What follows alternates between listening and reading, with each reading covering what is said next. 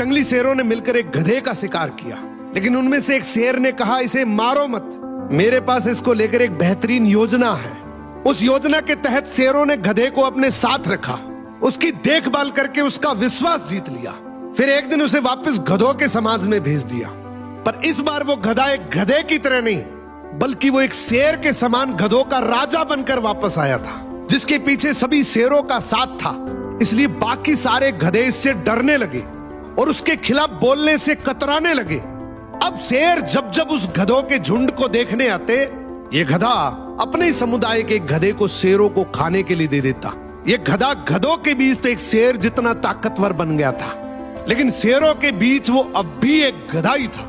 ये अपने जैसों पर तो राज करता था, लेकिन ये एक ऐसी ताकत से जुड़ा हुआ था जिससे वो बचकर भाग नहीं सकता था। इसने हजारों मासूम गधों की कुर्बानी दी, सिर्फ ये सोचकर कि इससे मैं और ज्यादा ताकतवर बन जाऊंगा। एक दिन ऐसा आया कि सभी गधों ने एकजुट होकर उसका विरोध किया और ये ठान लिया कि इस बार शेर जब भी शिकार करने के लिए आएंगे तो हम में से कोई नहीं जाएगा, चाहे उसका परिणाम कुछ भी हो। अगले दिन जब शेर आए तो ये गधा अकेला ही खड़ा था, इसके पास कोई दूसरा झुंड नहीं था।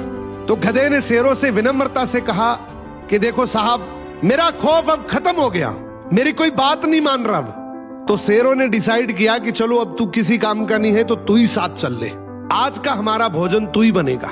इस तरीके से आखिर में इस गधे का भी शिकार हो गया।